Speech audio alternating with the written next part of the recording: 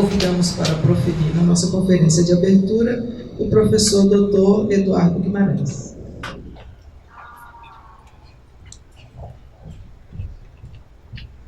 O professor Dr. Eduardo Guimarães é professor titular da Universidade Estadual de Campinas, foi professor visitante na Universidade de Paris III e da Universidade de Buenos Aires. Atua e desenvolve pesquisas nas áreas de semântica da enunciação e história das ideias linguísticas.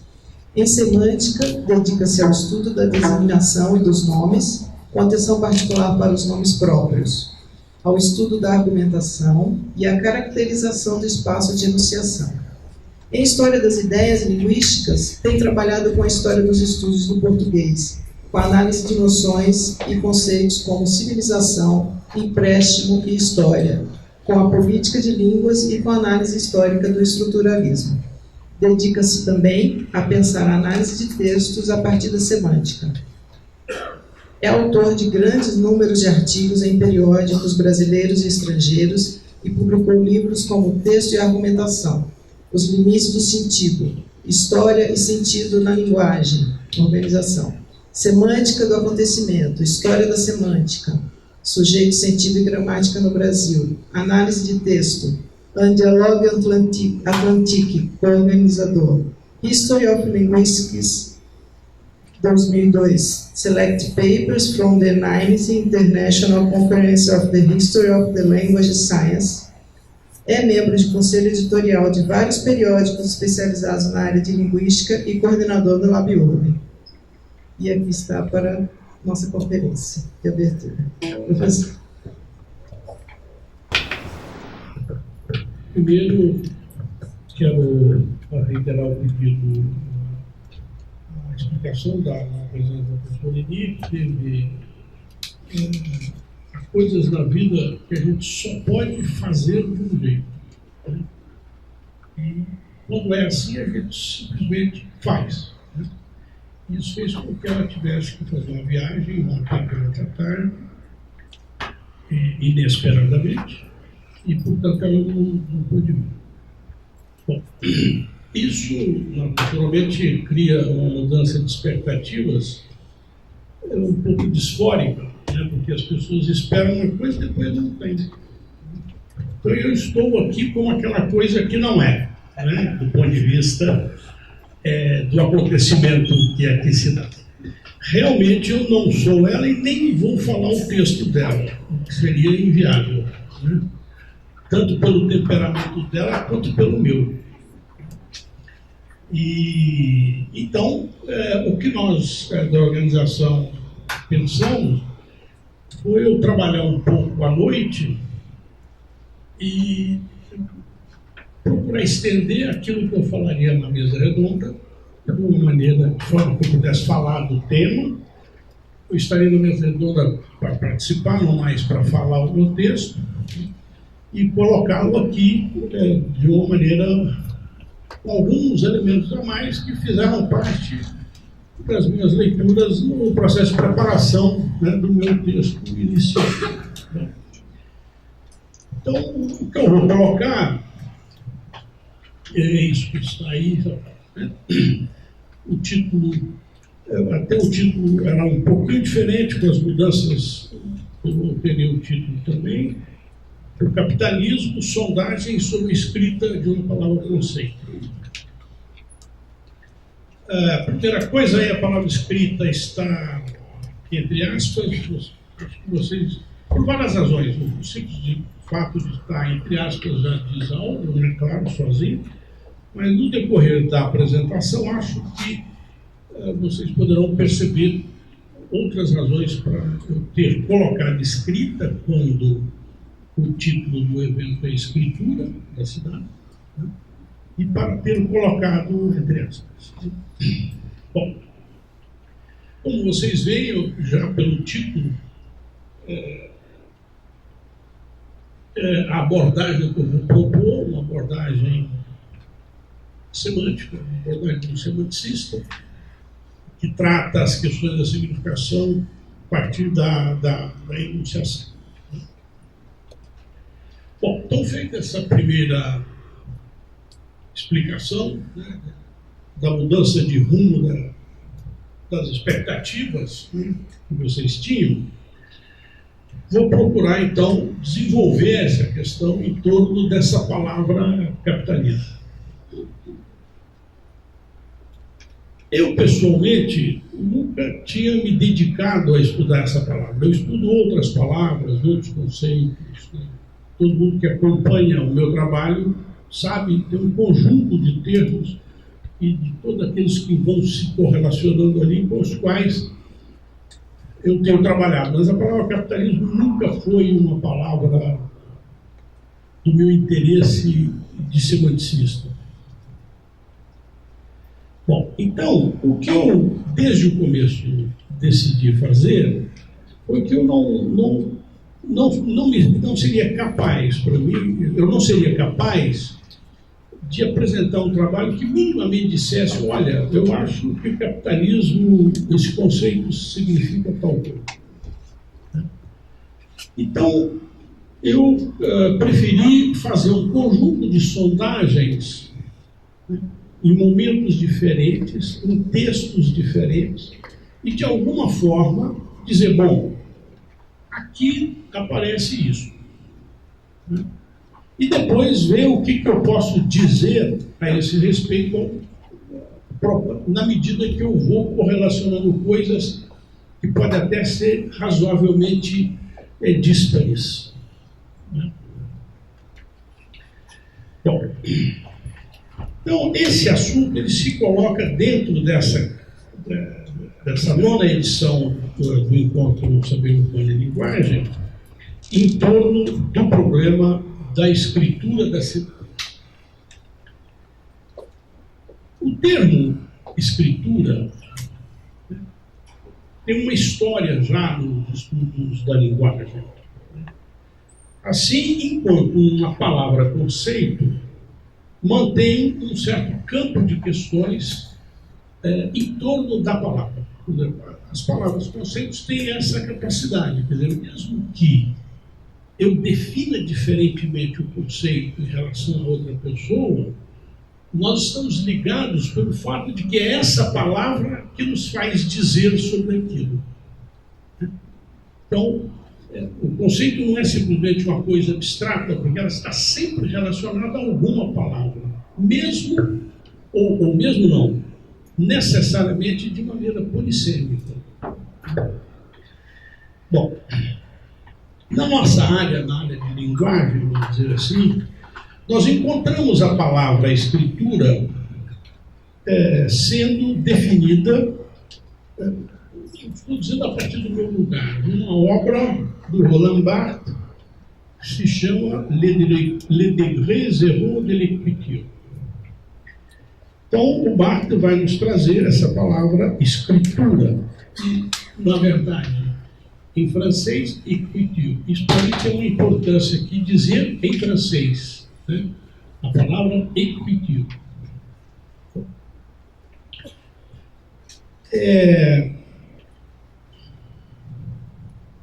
Eu não vou usar a palavra escritura no sentido exatamente que o Barthes utiliza, mas é interessante observar o que é que o Barthes faz com a palavra écriture. Ele vai apresentar a palavra écriture, o termo e o conceito, a noção, em oposição à língua e estilo. Então, ele vai opor língua e estilo de um lado, langue, estilo de um lado, e écriture do outro. Bom, ao caracterizar, não sei se...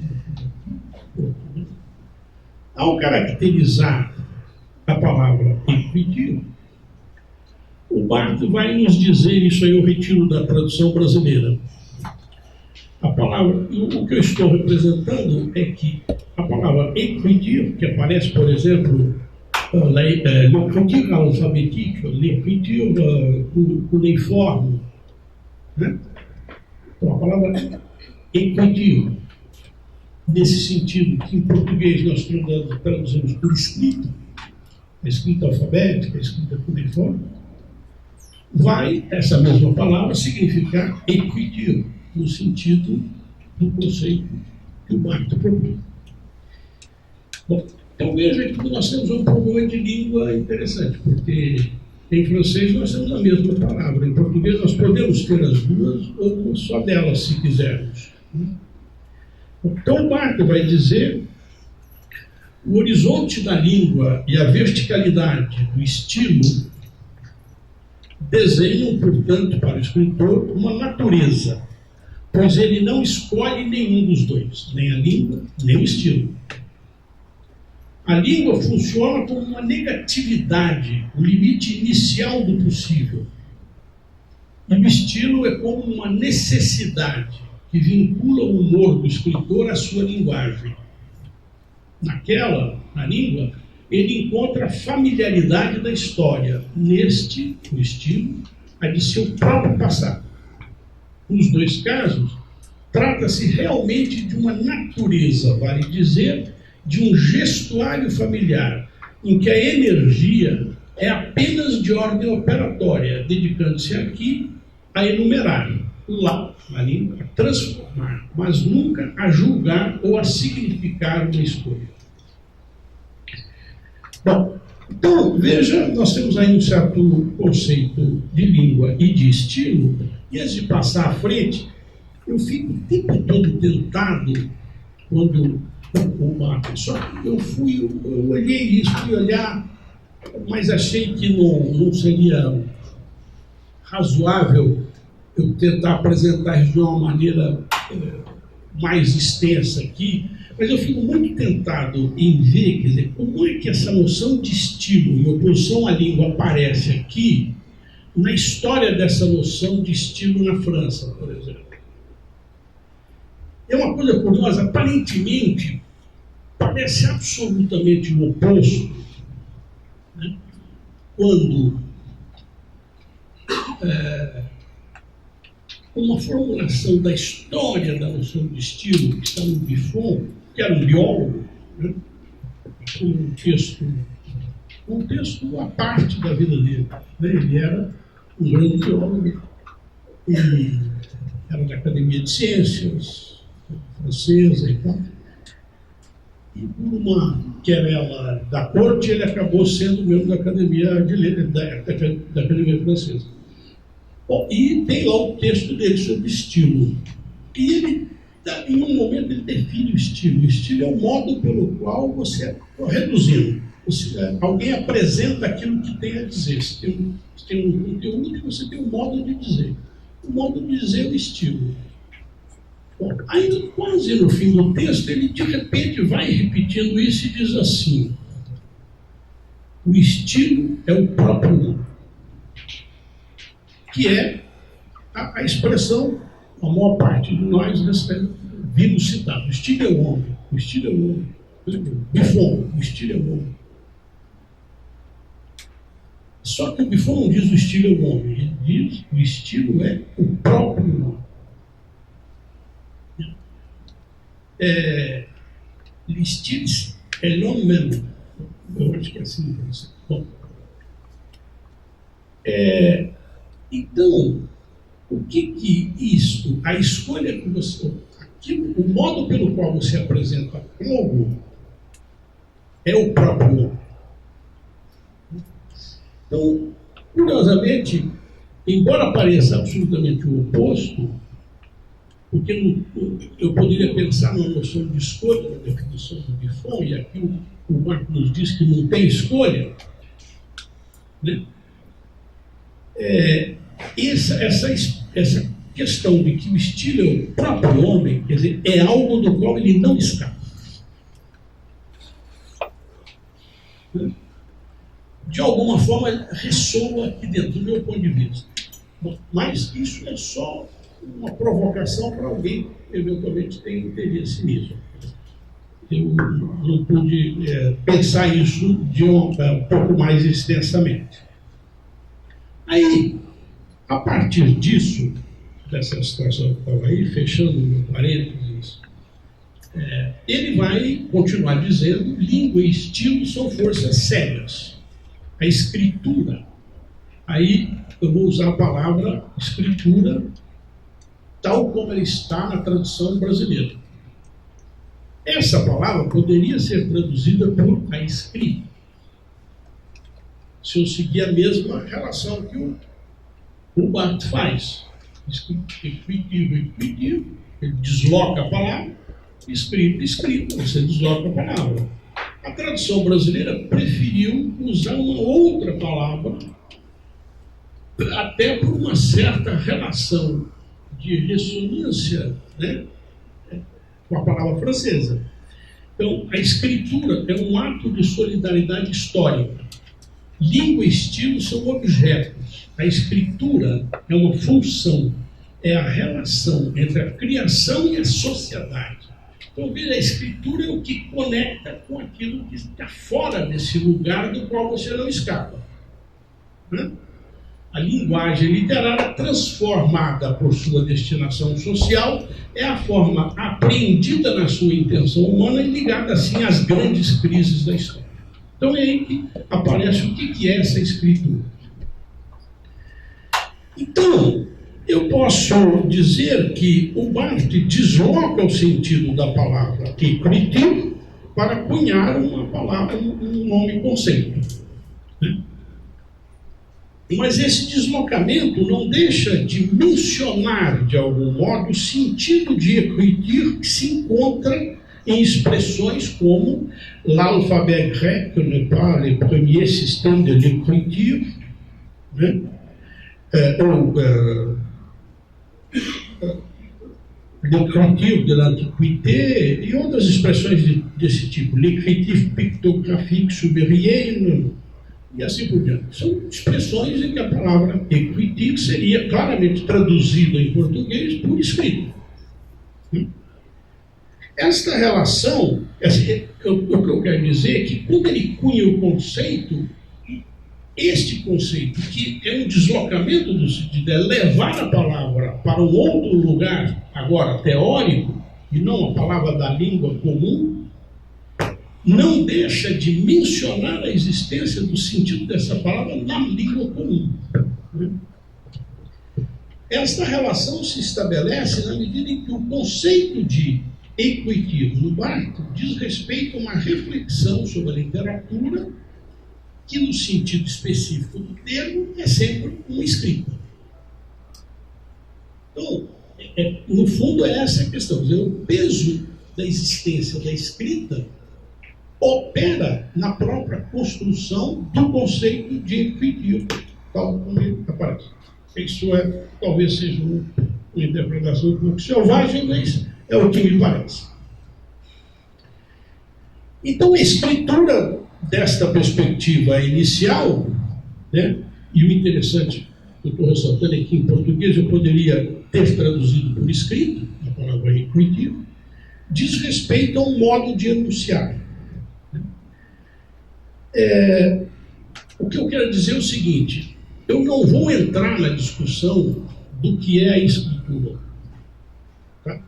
O que eu quero ressaltar dessa noção é que o que o Barth está dizendo, ele está falando de um modo de enunciar. Né? E, por exemplo, quando ele fala do Michelet, num texto dele, única coisa, numa apresentação mais rápida que ele faz do Michelet, num texto posterior a uma obra sobre o Michelet, que chama Três Releituras Hoje, Michelet, um texto de 72, ele vai dizer o seguinte: Michelet, historiador francês, né, é para muitos um mau historiador, porque escreve em lugar de redigir. Hoje não entendemos mais escritura, e a palavra dele é equitivo, como um simples produto de um domínio do estilo. O que torna Michelet escritor, e aí ele põe praticante da escritura, equitivo, operador do texto, não é o seu estilo. Então veja, claramente ao falar de Michelet, nós encontramos ele colocando algo que eu posso dizer do meu lugar teórico, que ele está falando de modos de enunciar. você tem um modo que é redigir e um modo que é escrever, né? E ele vai dizer que o Michelet, a grandeza do Michelet, no fundo ele defende o Michelet, é que ele escreve, ele não redige. Né? Bom, então ele opõe esses dois modos de redigir e escrever, esses dois modos de enunciar, que de uma certa forma conectam a questão da escritura com algo que eu poderia dizer que é do domínio da autoria. Agora, aqui seria interessante, antes de passar um outro aspecto, em torno ainda da palavra, levar em conta, agora eu quero insistir um pouco nisso, que a tradução do título do livro do Barthes não é o grau zero da escrita, mas o grau zero da escritura. Né? Então, a tradução para o português desfaz uma polissemia que se mantinha no texto do Barthes, em francês. Né? Essa diferença da escrita alfabética, a escrita cuneiforme e a escritura, que não é o estilo, que não é a língua. Bom, então, ainda sobre essa questão, em torno do problema da escritura, nós vamos encontrar, por exemplo, em trabalhos recentes da INIC, dentro do laboratório, em projetos sobre a cidade, ela trabalha sobre uma questão da escrita, e aí essa questão se põe de uma maneira muito densa e tensionada, de uma maneira bastante interessante, porque tem um movimento que vai sempre de uma palavra para outra. Então ela vai falando das escritas, né? Quer dizer, o grafite, o isso, aquilo, e de repente, a palavra escritura aparece aqui e ali. Quer dizer, então ela vai lidando com essa passagem de uma palavra para outra, explorando essa possibilidade, não simplesmente como traduzindo écriture por escritura do ar. Né? E aí, num certo momento, ela chega a esse ponto. Escritura. Tudo aquilo que ela vai analisando, escritura. E aí a palavra é um enunciado sozinho mesmo, escritura. Manifestações significantes que trazem como marca a insistência em se fazerem visíveis e, de outro lado, intrincadas relações com a magia da palavra, da letra, remetendo ao que está além, com o lúdico ou não realizado. Aquele sentido a que o corpo dá acesso, quando ele então se oferece como matéria, onde a letra, o desenho significa. Então, no fundo, é como se tudo isso que está, de alguma forma, conceitua a escritura, no uso que ela está fazendo ali. Então, veja que tem uma outra tensão interna na produção do sentido, diferentemente da situação do Barthes, mas a palavra, o fato de que você tem uma palavra e a outra, favorece, né? Não sei se favorece, mas enfim, é parte, né, da própria construção dessa conceituação na análise do discurso e dentro de projetos exatamente nessa área em que nós estamos trabalhando.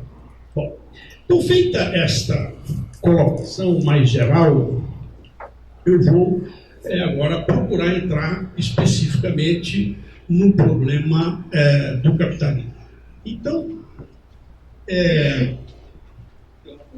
o meu objetivo é produzir, então, uma análise inicial sobre alguns movimentos de construção do sentido dessa palavra a partir da semântica da enunciação. E só para colocar a questão, eu gostaria de dizer, quer dizer, do nosso ponto de vista, isso também na análise do discurso, em várias outras posições, a enunciação não é um ato de intenção. Então, enuncia-se. Né? Eu não vou discutir o que é esse enuncia-se aqui, né? Eles têm discussões importantes em torno disso. Então, eu poderia me perguntar o seguinte: primeiro, uma pergunta um pouco ambígua. O capitalismo enuncia-se? Ou seja, é possível enunciar o capitalismo? Ou o capitalismo enuncia a si mesmo? E depois da ocorrência disso, como se enuncia o capitalismo? Ou seja, como o capitalismo se enuncia, ou como alguém pode enunciar o capitalismo? Alguém enuncia o capitalismo? Alguém enuncia o capitalismo no capitalismo, fora do capitalismo? Enunciar o capitalismo pode ser no próprio capitalismo, pode ser fora do capitalismo. Né? Então, essas são questões bastante diferentes. Portanto, o que eu vou tentar fazer são algumas sondagens em alguns desses espaços para, ao final, pensar alguma outra coisa. Então, eu vou começar por uma sondagem histórica e nós podemos encontrar a palavra utilizada, talvez pela primeira vez, mas não me interessa se é a primeira ou não, mas utilizada nesse O que é a Propriedade de Proudhon, né? Em 1840 aparece a palavra capitalista.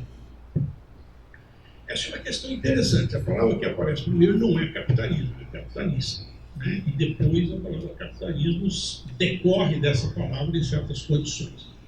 Bom, então, no texto do Proudhon nós temos essa sequência. O Estado encontra-se hoje em relação aos capitalistas, na mesma situação em que a cidade de Calais, cercada por Eduardo III, se achava com seus notáveis. O vencedor inglês consentia em poupar os habitantes se lhe entregasse os mais consideráveis da burguesia, para deles dispor a seu bel prazer. Então ele compara uma relação política com uma relação política, né, entre o capitalismo e o Estado. Então, uma relação entre a Inglaterra e a França, ele, metaforicamente, projeta sobre a relação entre os capitalistas e o Estado. Então, uma certa apreensão do Estado pelos capitalistas. Isso. Bom, logo depois do Manifesto Comunista, em 1848, nós vamos encontrar novamente a palavra capitalista. Então, a indústria moderna transformou a pequena oficina do antigo mestre de corporação na grande fábrica do capitalista industrial. Então, tem o capitalista industrial, então deve ter o capitalista comerciante. Né? Bom, o capitalista industrial. E numa outra passagem, ser capitalista, aí vem uma definição de capitalista. Significa ocupar não somente uma posição pessoal na produção, mas também uma posição social. O capital é um produto coletivo e só pode ser posto em movimento pelos esforços combinados de muitos membros da sociedade, ou, em última instância, pelos esforços combinados de todos os membros. O capital é, portanto, uma força social e não pessoal. Então, veja, o manifesto, de alguma maneira, define o sentido de capitalista diferentemente do sentido que é relacionado, mas é diferente do sentido de capitalista aqui, né? no Proudhon, porque o Proudhon está falando aqui que o capitalista submete o Estado, não é isso? Aqui, o que o texto vai dizendo que ser capitalista não é só ocupar uma posição pessoal, mas uma posição social. Quer dizer, você tem elementos, né, que vão especificando o que é esse capitalista e o que é o capital, que é aquilo que o capitalista tem. Né? Bom, veja, eu não sou sociólogo, não sou historiador, portanto, eu não estou fazendo nenhuma análise sociológica ou filosófica do capitalismo. Eu estou fazendo uma análise semântica, o que eu posso retirar e o que isso me permite dizer. Tá certo? Bom, aí, na sequência ainda, numa republicação do Manifesto Comunista, o Engels vai, no prefácio, aí no texto só dele, né, vai dizer isso que está aí. Novamente a palavra capitalista é que vai aparecer. Mas na Rússia vemos que, ao lado do florescimento acelerado da velhacaria capitalista, e da propriedade burguesa, que começa a desenvolver-se mais da metade das terras, é possuída em comum pelos camponeses.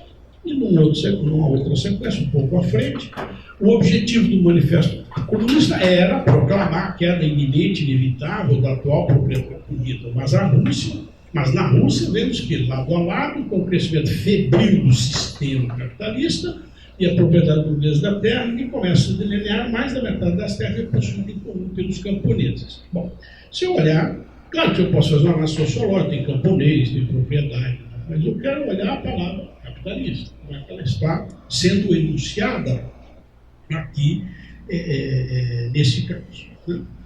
Então, enunciativamente, o nome é substantivo desde os textos anteriores, né, do manifesto. Né? Vou comentar um pouco aquela sequência dos manifestos para cá. O nome substantivo capitalista aparece numa expressão referencial, como em Proudhon e como em Marx e Engels em 2 e 3, por exemplo. E como uma expressão predicativa em 3. Isso é interessante. Ser capitalista significa. Então você tem uma expressão predicativa. Ser capitalista. Né? E esta relação com isso leva a fazer com que esse enunciado, né, de alguma maneira, defina o capitalista como aquele que ocupa uma posição não só pessoal, mas social na produção. O capitalista é aquele que ocupa a posição não só individual, mas pessoal na produção. Isso é uma definição de capitalista. Bom, de uma certa forma, no texto você tem capitalista, ser capitalista significa tal coisa, capitalista é aquele que é capitalista, e isso significa tal coisa, né? Ser capitalista é uma estrutura predicativa, você tem capitalista, é aquele que é capitalista, ou seja, significa que ele ocupa assim. Então, de uma certa forma, você tem uma tautologia. Capitalista é capitalista. Né? Que se resolve pelo fato de haver aí uma reescrituração definidora. Ele diz capitalista é capitalista, e ser capitalista é capital. Aí você resolve a tautologia, senão seria absolutamente tautológico. Bom, e isso relaciona capitalista, com ser capitalista, com capital, né? E com um sistema capitalista que claramente se apresenta como aquela palavra que será dita como capitalismo mais à frente no tempo. Né? Bom,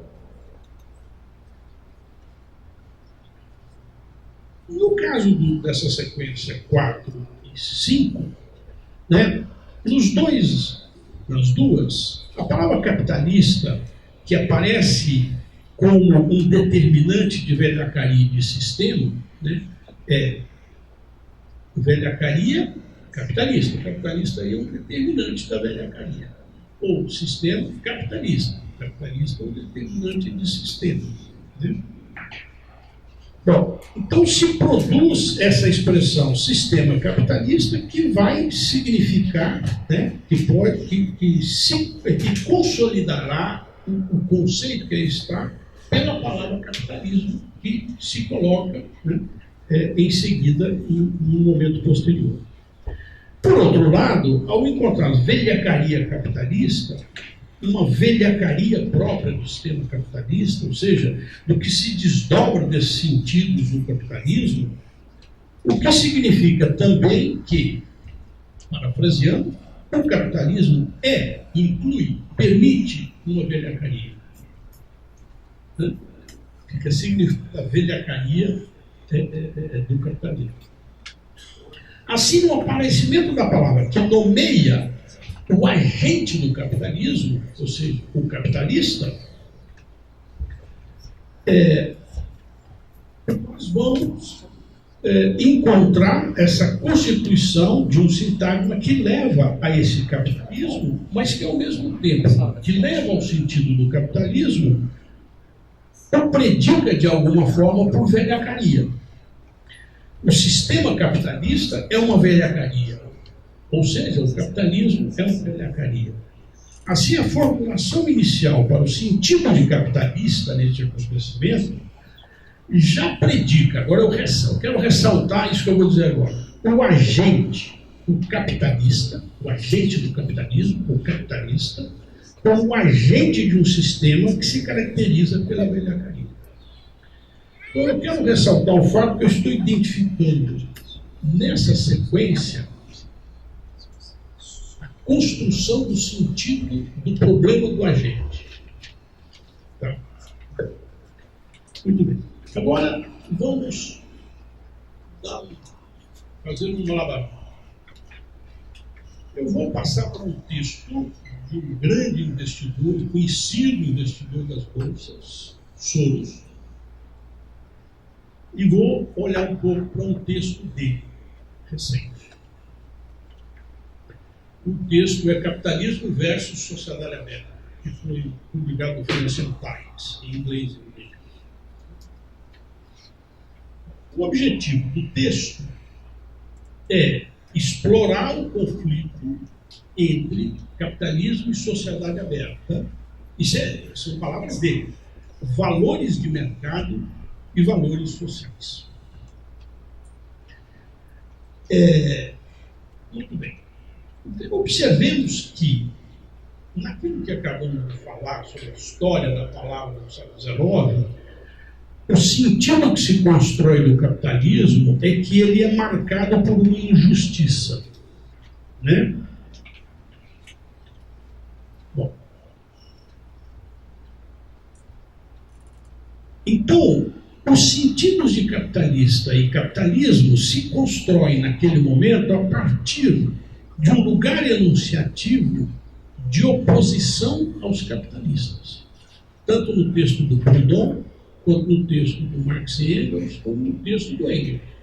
O lugar de que se fala é de oposição aos capitalistas. Tá certo?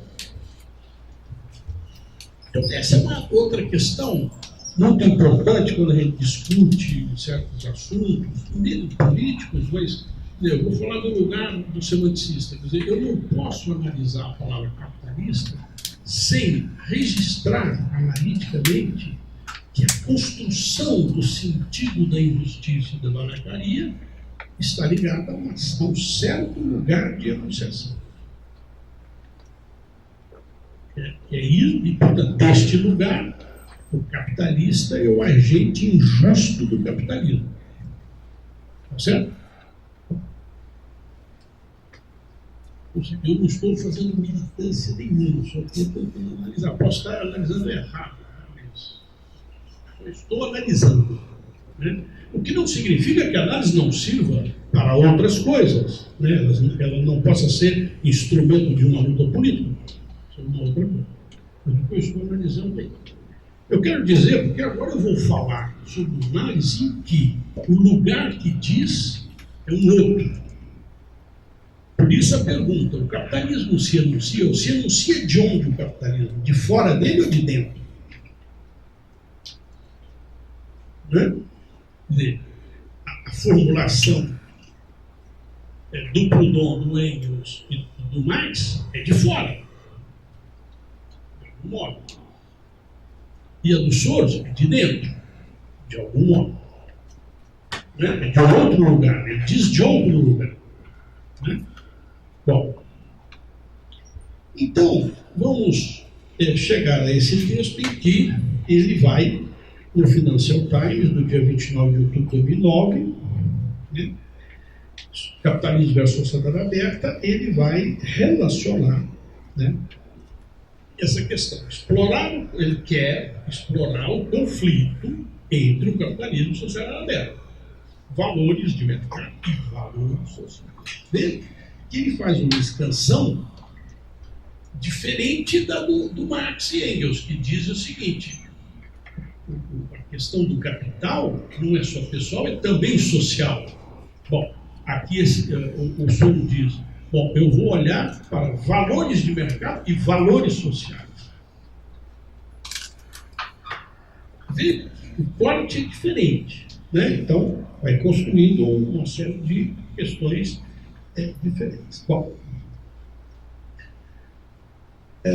então, capitalismo e mercado, de alguma forma,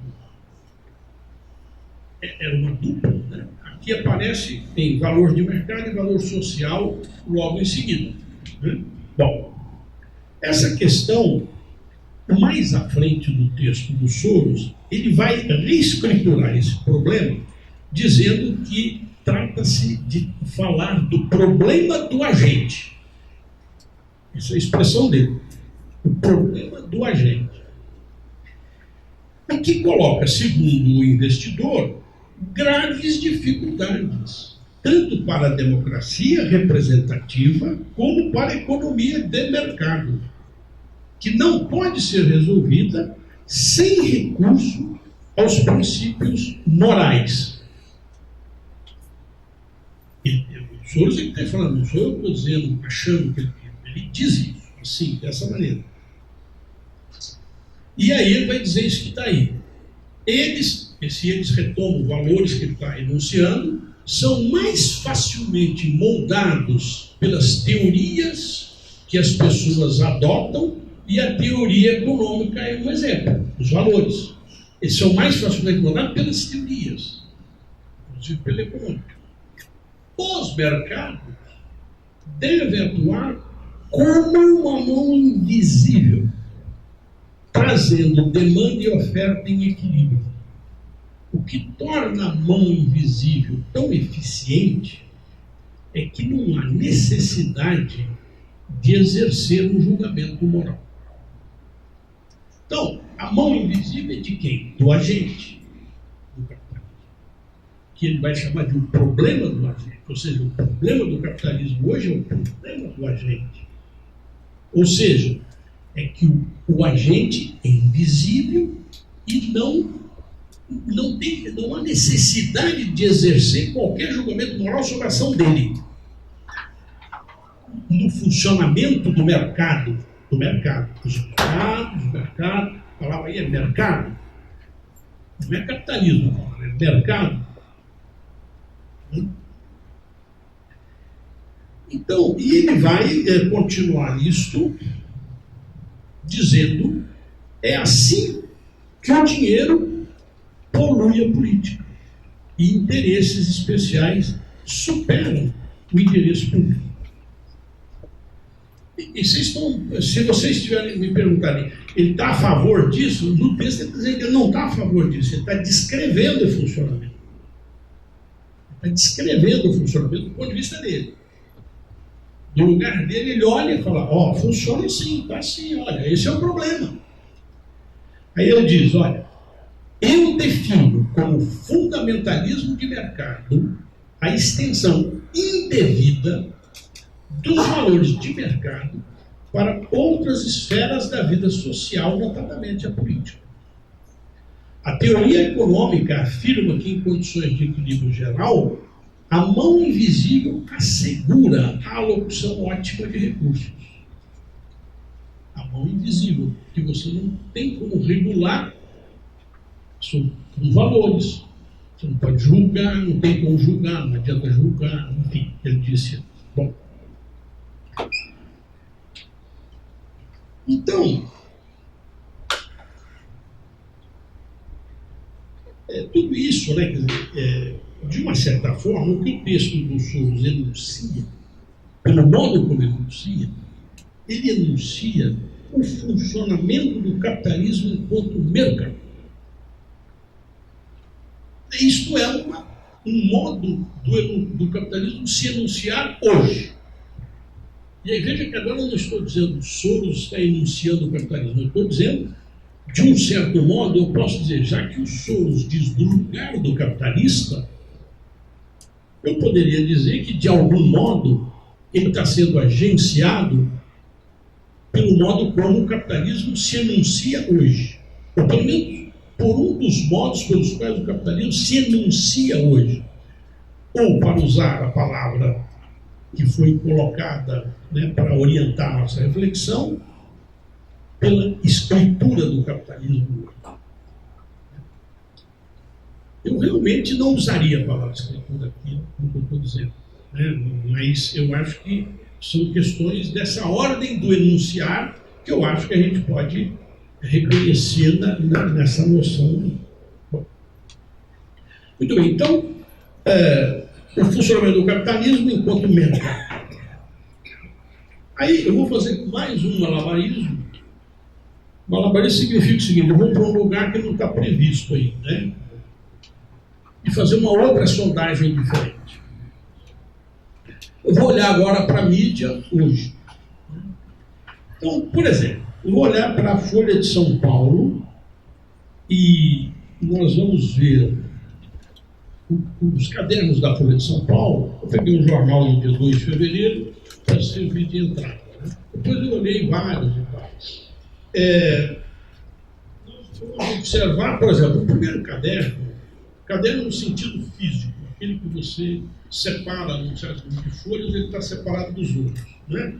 Nesse caderno, nesse sentido físico, ele traz o que a folha chama de A, caderno A. E o caderno A, dependendo do dia, pode estar em mais de um caderno. Ou às vezes está no primeiro caderno, todo o caderno A está no primeiro caderno. Ou o caderno A está no primeiro e no segundo caderno físico. Esse caderno A, ele é composto por um conjunto de seções. A primeira página, que não tem título, é a primeira página, que tem um funcionamento do jornal.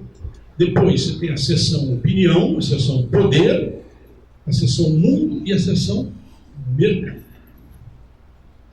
Então, o que me interessa é que uma das seções do jornal se chama mercado, né? Que é aquilo que eu pude observar, quer dizer, o funcionamento do capitalismo como mercado nas formulações dos sonhos. Bom, e aí, neste dia, 2 de fevereiro, um pouco mais à frente, dentro da seção mercado, eu vou encontrar uma matéria que tem essa manchete e essa entrada, né? A manchete: reserva contra calote do Bradesco cresce e ações recuam 3%. Então, veja, mercado, a seção está falando de economia, né? Bom, então o caderno de economia tem um nome, mercado. É o nome do caderno. E logo em seguida vem: banco aumenta a provisão contra devedores duvidosos no 4º trimestre e desagrada ao mercado. Lucro sobe 11% em 2017.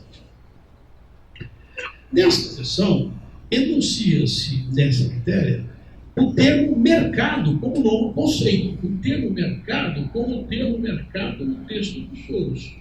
O mercado, que tem seus agentes, né?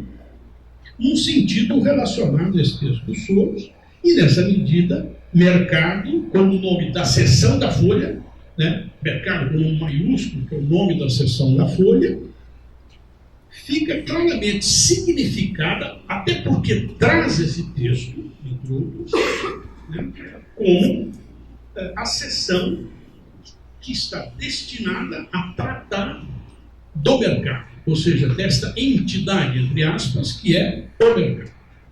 Então, o caderno mercado trata do mercado.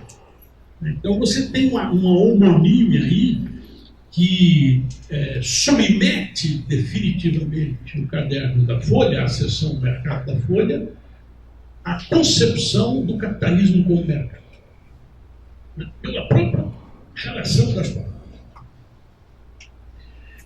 A divisão das seções desse caderno vai opor, de uma forma bastante interessante, mercado, nome do caderno, com opinião, nome de outra seção, poder e mundo, né? E aí seria interessante observar isso um pouco mais de perto, né? Ainda lembrar que a Folha tem outros cadernos, como Cotidiano, Esporte, Folha Corrida, Ilustrada. Então, o sentido de mercado ele se opõe à opinião, ele se opõe ao mundo. Então, se eu pensar mercado e mundo,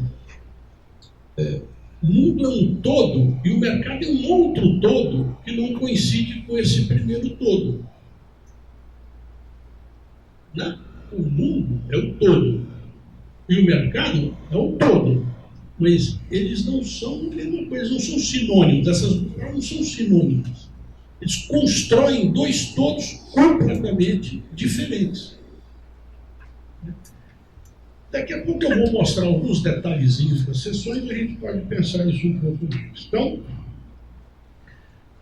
essa sessão mercado trata do mercado e opinião trata de quais são as opiniões dos jornalistas, tem na matéria assinada, artigo, editorial do jornal, essas coisas. Depois tem a parte do poder e do mundo. Então, só para avançar ainda nessa análise, olhando para palavras, né, vamos observar, por exemplo, seção opinião. Daí eu vou só ressaltar as palavras que eu quero ressaltar. Então, esses são títulos das matérias da seção opinião. Eu vou pegar só títulos, não vou pegar mais do que isso, só títulos. Então, quais são as palavras que eu quero ressaltar? O bem, diferenciação odiosa, noite, execução penal, opinião, fatos, improvisos, segurança. São palavras que estão aí na seção opinião.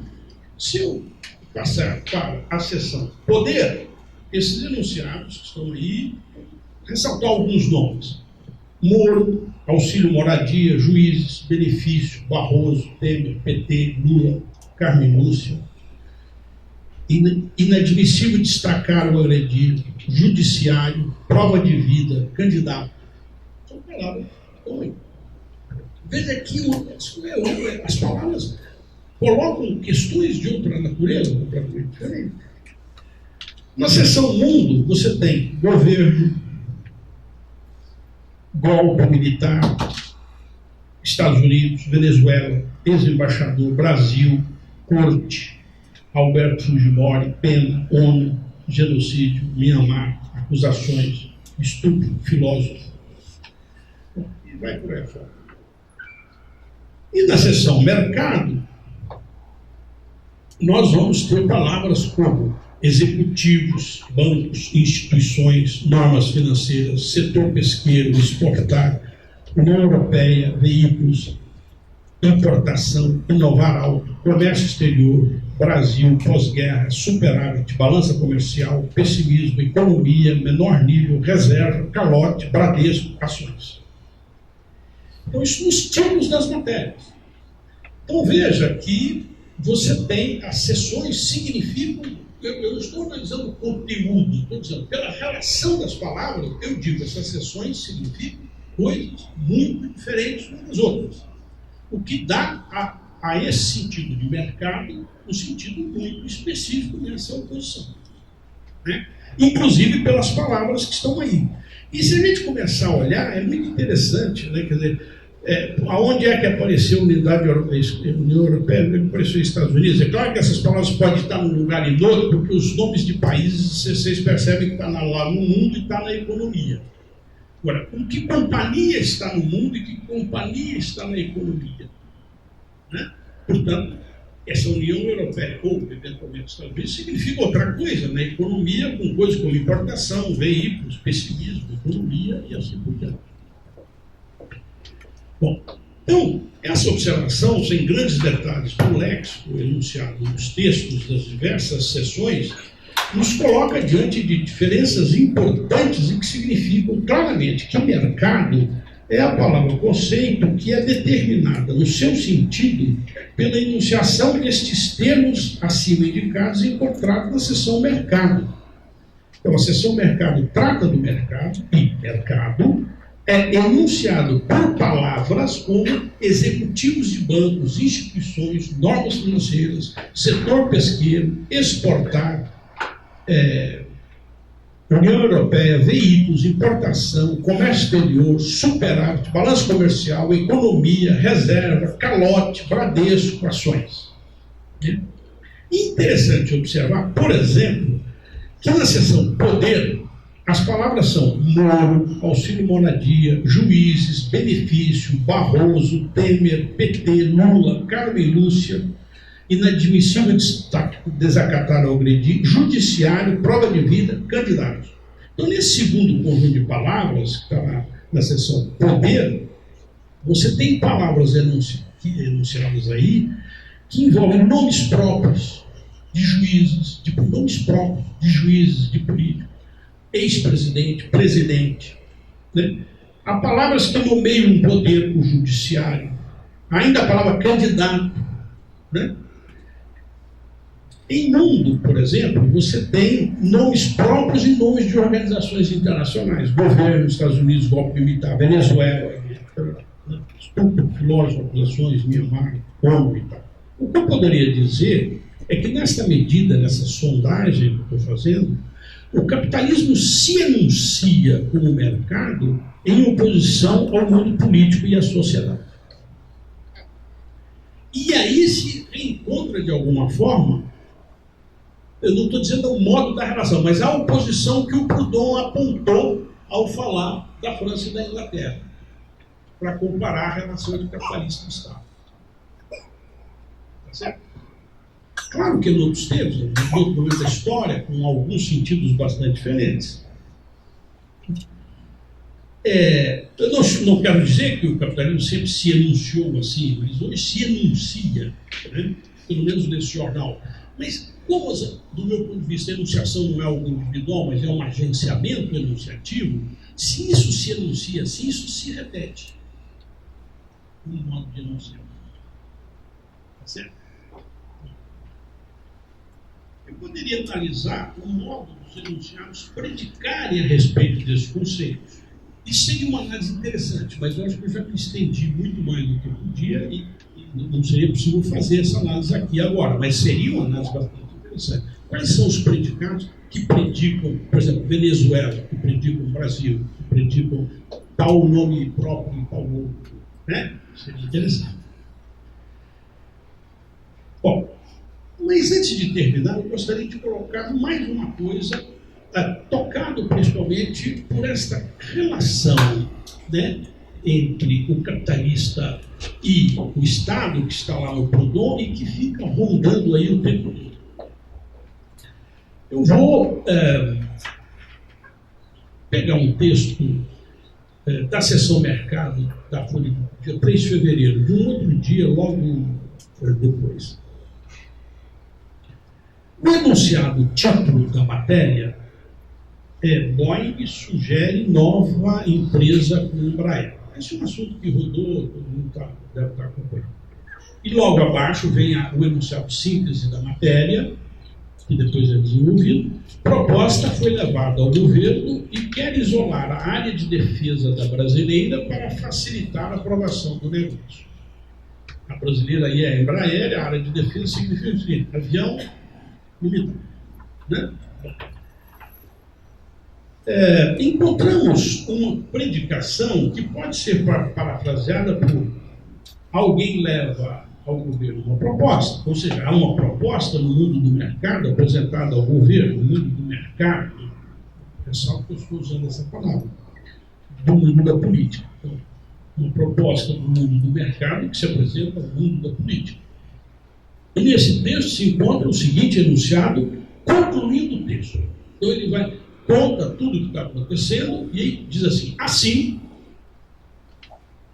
a Embraer ficou à mercê de uma competidora direta, a Boeing, é uma que produz avião pequeno, também esqueci o nome, de uma competidora direta anabolizada por um convênio com Airbus. E a Boeing viu sua maior rival entrar numa área na qual não opera, aproximando as empresas. A Boeing não opera no campo de produção de aviões de pequeno porte, para voos regionais, né? Aproximando as empresas no campo civil. Mas há a questão da defesa, há a questão da defesa e da soberania, que a nova proposta vai tentar equacionar. O texto termina aí. Este enunciado, no final, enuncia uma relação argumentativa entre o que está dito antes e este enunciado final. É como se fosse assim. Tudo que está dito antes eu vou sintetizar. Os fatos são esses. Portanto, a Embraer ficou à mercê de uma competidora direta anabolizada, e a BOG viu sua maior rival entrar numa área na qual não opera, aproximando as empresas do campo civil. Então, essa é a conclusão. Essa decorrência.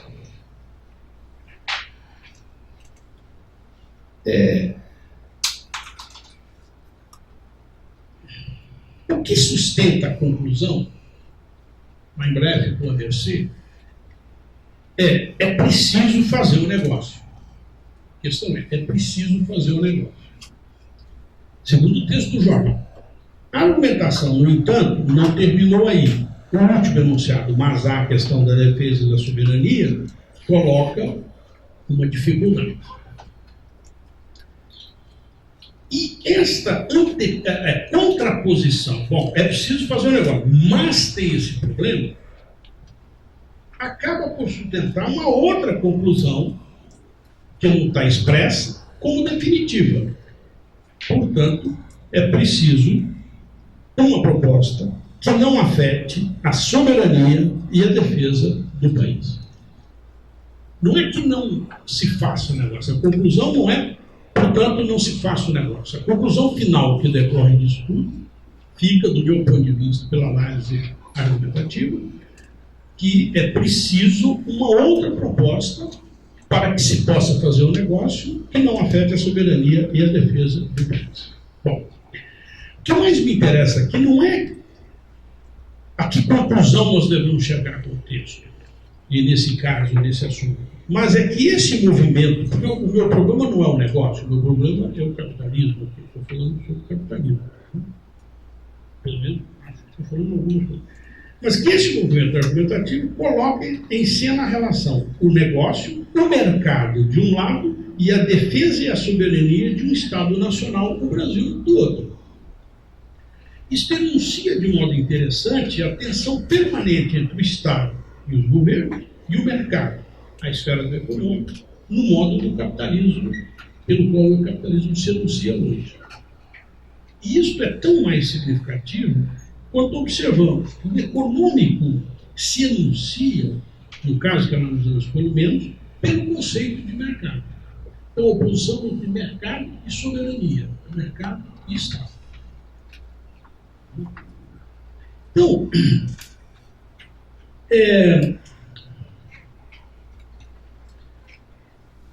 eu diria que no todo dessas reflexões, dessas sondagens, que são, do ponto de vista isso não é um corpus, né? Ou seja, eu podia pegar um corpus, analisar o corpus e falar assim, então, dado esse corpus, todos os materiais, que é uma coerência interna, vamos tratar. Não, isso não é um corpus. Eu não trabalho com corpus mesmo, quer dizer, esse procedimento de sondagem é um procedimento com o qual eu trabalho permanentemente. Se você encontra algum funcionamento linguístico de alto interesse e o resultado da análise dele te diz com o que você poderá relacionar. Né? Os fatos linguísticos eles não valem pela quantidade, eles valem pelo modo que eles funcionam, por eles mesmos. Então, essas sondagens, essa última sondagem, por exemplo, essa parte final, né, da Folha, que inclui o problema da Boeing e da Embraer, leva ao entendimento de que fica significada uma redução no modo de significar o capitalismo, que é a redução do econômico ao mercado. Então, eu diria, o capitalismo se enuncia com o mercado. E nesta redução, segundo o que fica enunciado, por exemplo, por capitalistas como Soros, né, se coloca o problema do agente. E nós vimos que esse problema do agente vem desde o início, né, porque o problema levantado pelo Proudhon era o modo pelo qual o capitalista submete o Estado, né, na formulação dele.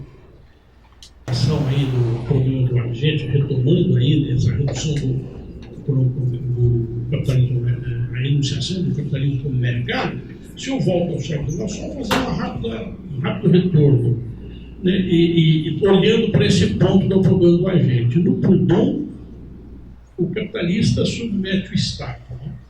No texto do manifesto, você tem a velhacaria do capitalista, ou seja, a velhacaria do capitalista, ou seja, a velhacaria do agente, né? Desse sistema capitalista que é o capitalismo.